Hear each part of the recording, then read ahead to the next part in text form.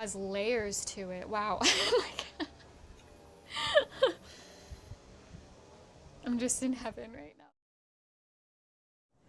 All right, so this is herbal oils. How to complete process, how to make herbal oils without heat. This is the old-fashioned folk method of just mixing your dried herbs with oil in a jar, letting it steep for 4 weeks, and then I'll show you how to strain and put into your dropper bottle. I've dehydrated my herbs overnight. I harvested them yesterday, and I have some oils out that I have made previously, and I'm excited to strain those. And then maybe I'll show you a little bit of like my blending process or my thought process when blending herbs as we get them into the dropper bottle. For this first part, you're just gonna need your dried herbs. I actually have to crush up my herbs, so let's do that first. If your herbs are already crushed up in a jar, you'll be starting from there, but I am starting from dehydrated herbs. So yesterday I harvested a whole basket of fresh herbs. I harvested vana tulsi, wani lama, and gotu kola. And my idea with those is to make kind of a natural herbal muscle rub. So we're gonna start with the gotu kola.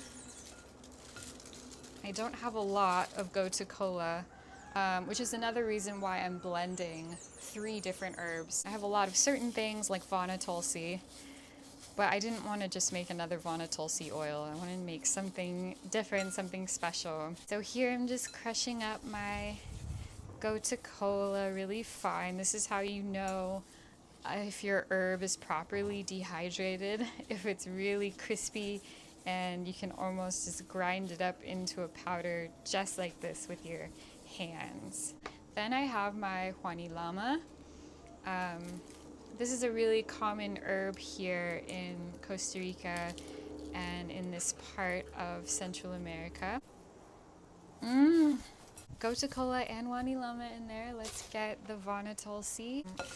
Whoops. That's nice and crushed up. I'm gonna go ahead and measure it now and see what we came up with, because we will do a folk measurement. We're at about 120 milliliters. This is a good amount for an experimental process. It's like green and herby, but like floral and tiny bit lemony. Lovely. Let's get the dried herbs into the jar that we're gonna use. Next, we're gonna measure out our oil. We wanna make sure that the herbs are fully saturated in oil and covered fully. I don't know how much that's going to be, and I wanna know how much I put in for my records. So I'm gonna measure out and then pour it in. Well, I'm gonna start with 120 milliliters, just like in the tincture video. Pretty much same method as the tincture video, except we're using oil here. Yeah, and I want a bit more. So I put in 265 milliliters of oil, approximately. So we did pretty much a 2-to-1 ratio of oil to herb. The herbs are fully saturated in oil. They have space to move around. It's not too crowded in there. That looks really good to me. So if I'm starting with 265 milliliters of oil, I expect to get about a 200 milliliter yield when I strain. I could get more, but I'm just kind of guesstimating on the low end. And 200 milliliters would be 4 dropper bottles, and it would make about 4 medium-sized salve tins. So I'm really happy with that. This bottle of oil cost me about 30 bucks at least, and I just used half of it. It's got about 15 bucks in there. And we'll go ahead and label this. So just to recap, we crushed up our herbs. We measured out about 120, 140 milliliters of herb, and then covered it in oil. We used 265 milliliters, so we did roughly a 2-to-1 oil to herb, and it looks beautiful. I stirred it up with a spoon to make sure all of the herb was saturated with oil and just covered it. And now we are going to label it. I'm gonna let my label fully dry this time. I'm still using that same inky pen. Let me show you what it looks like.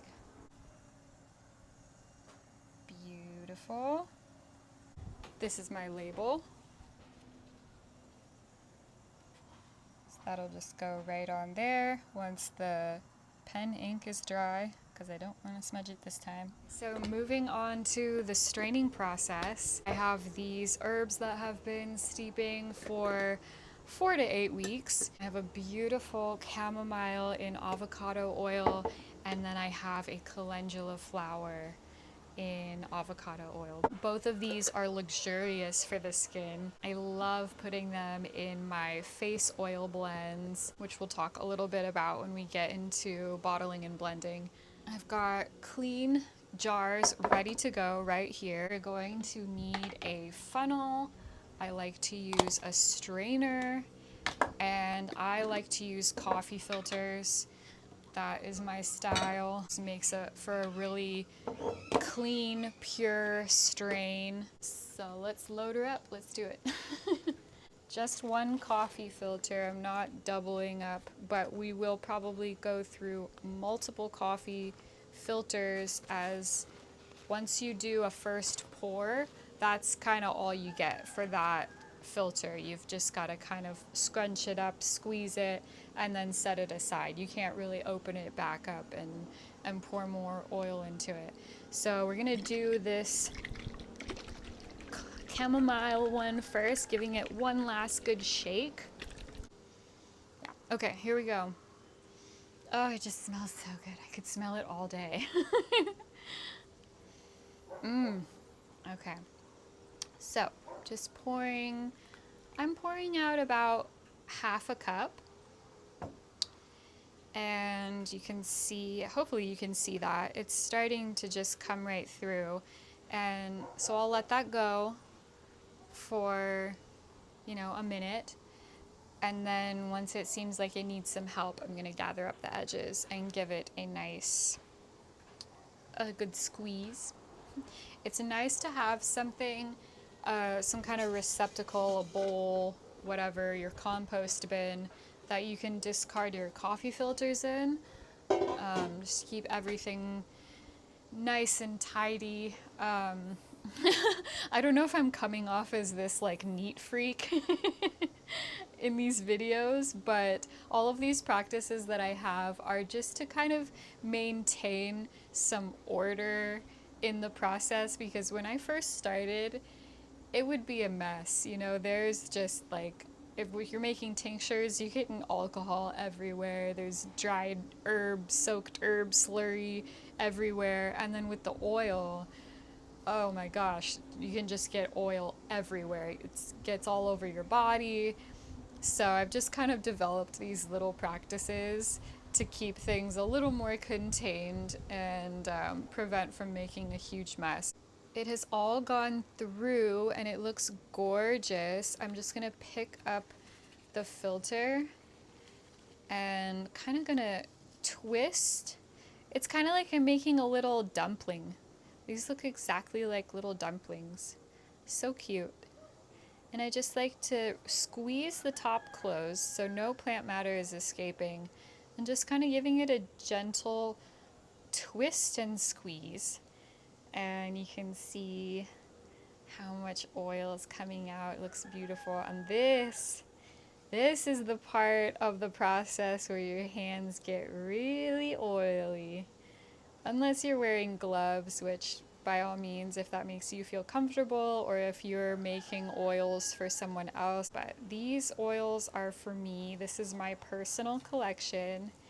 And I love this part of the process. I love getting my beautiful medicinal oil all over my hands. It's so nourishing and healing for the skin. So I have squeezed all the oil out, and That's pretty much all we're gonna get. My coffee filter is starting to bust. So when my coffee filter starts to bust, I just discard it and we move on. And this is so beautiful. Oh my gosh. Ah, I have shivers. Ah, it's amazing. Okay, obviously I can't work though if my hands are dripping in oil. So this is where you need a second towel or paper towels to dry off your hands. Grab one of my clean rags from my rag collection and I'll just wipe off my hands that way. So your hands are gonna be so beautifully moisturized after this. Okay, grabbing another coffee filter because I still have plenty to go. When working with coffee filters doing this method, you kind of have to be conscious of how much you pour in the filter. If you pour too much, you can't gather it up and do that squeezing method that I showed you. So you can only really, I don't know if you can see that, but you can only really fill it half full. That's your maximum. So just be conscious of that. Don't dump your entire thing in there. It's just going to make it more difficult. And there are other ways to do this. You don't have to use coffee filters. You can use a reusable nut milk bag. You can use cheesecloth. There are other just like fine mesh products that you can use. I use coffee filters because they are so fine and they don't really let anything through. It works well for me in my process. Get all of this all over my hands and I'm gonna rub it on my hands. Oh, that feels so good. That feels like a natural exfoliant. Wow. Idea birthed for a product. Chamomile flower hand scrubs in oil. This could be a foot scrub too. The easiest way to make a huge mess, and like if you want to make a huge mess, go for it. But the easiest way to make a huge mess is to not wipe off your hands between each little task, and you'll just start getting oil everywhere. I've got my beautiful strained jar of chamomile oil there. Now I'm gonna do the calendula. Put a fresh filter in there. Give this one last good shake. Alright, here we go.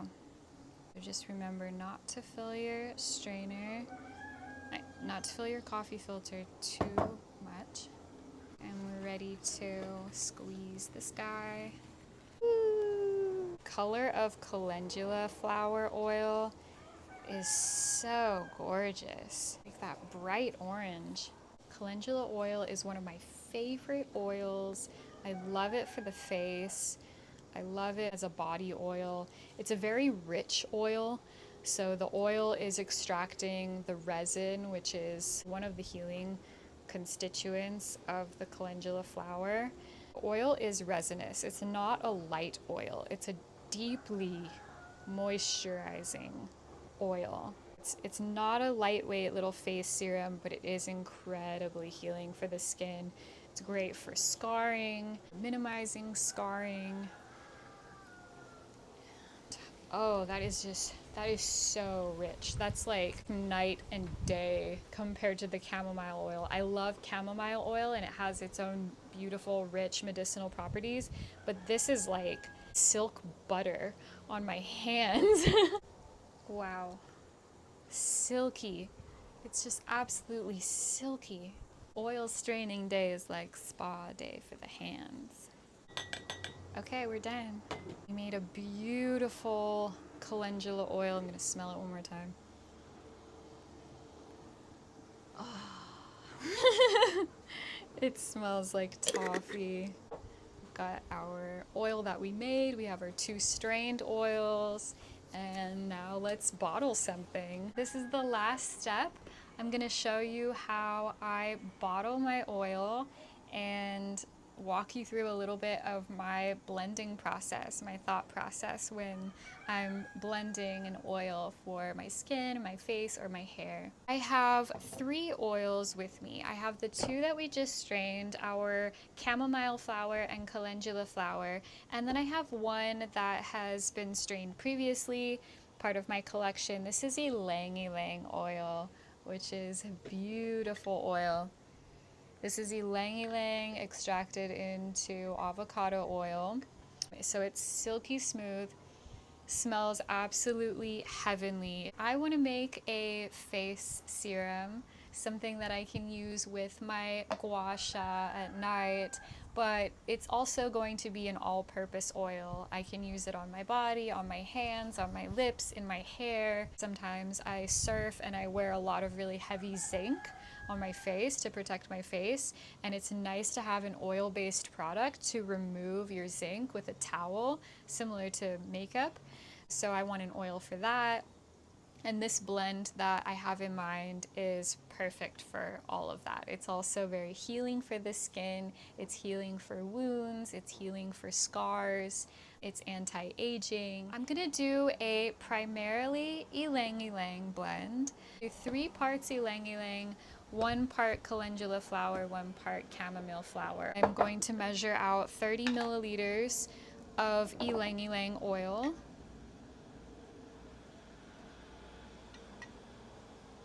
Perfect. About 10 milliliters of calendula, because I'm going for 50 milliliters total. That's all that will fit in my 1 dropper bottle. And 10 milliliters of chamomile flower. I'm going to use a spoon, and just a clean spoon, clean dry spoon. Make sure everything that you're using is dry, bone dry. We don't want any moisture in our oils. That's lovely. I'm gonna try a little bit on my skin. That's really nice, but I'm finding that the calendula scent, I got oil all over myself. The calendula scent is actually still really overpowering. So I did not succeed. Maybe all I really wanted was an ylang ylang oil. I should have just bottled in a little bottle of ylang ylang. But we've already made it, so and this is a gorgeous oil. I'll be happy and blessed and grateful to use this every single day. Oh, it is lovely. You know, it took a second, but actually the ylang ylang is now blending with the calendula, and oh, that is beautiful. If you actually really smell it, it has layers to it. Wow. I'm just in heaven right now. This is so fun. This is me in my happy place for sure. All right, I've got my clean, sterilized dropper bottle here, and we're gonna go ahead and pour this in. And you always want to make sure you leave a little bit of space at the top. You have to leave space for the actual dropper. I love full bottles of tincture. Actually, I'm going to go really full with this, because I don't know where else I'm going to put this oil. Oops, kind of spilled a little bit. Just grab my oily rag that I've been using this whole video.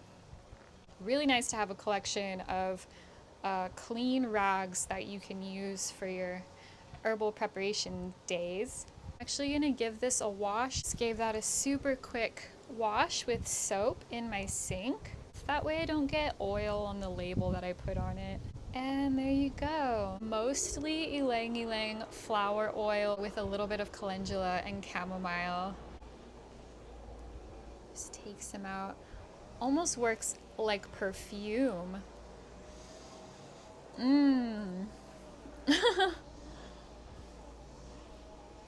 Oh, I love it. I love it so much. All right, there we go. So let's review.